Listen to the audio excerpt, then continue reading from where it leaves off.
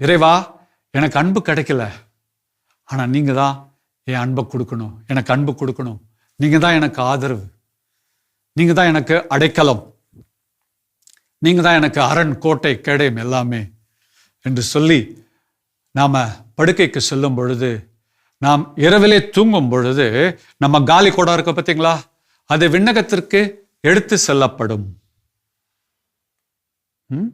அப்ப அங்கிருந்து இறைவனது அன்பு அதில் நிரப்பப்படும். எவ்வளவு? கொஞ்சம். அது 3% இருக்கலாம், 4%, 5%.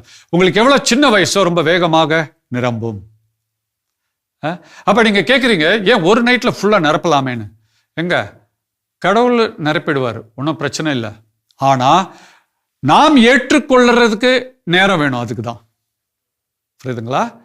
உதாரணத்துக்கு கிணத்துல நிறைய தண்ணி இருக்குது, மேலே ஓவர் டேங்க் இருக்குது, நம்ம மோட்ரு போடுறோம், 1 செகண்ட்ல நிரம்பிடுமா? நிரம்பாது.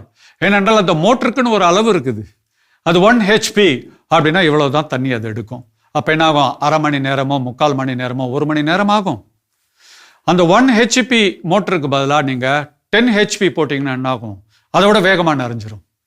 ஆகவே நம்ம உள்ள வச்சிருக்கிறது 1 HP மோட்டர், அவ்வளவுதான். அங்கிருந்து அது எடுக்கக்கூடிய தன்மை மிகவும் குறைவு.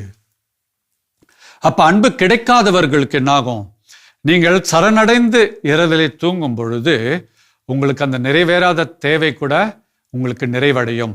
நீங்கள் ஒரு 2 மாசம் 3 மாசத்துல பார்த்தீங்கன்னா அன்பு நிறைந்த குடத்தோடு நீங்கள் மகிழ்ச்சியோடு வாழ்வீர்கள்.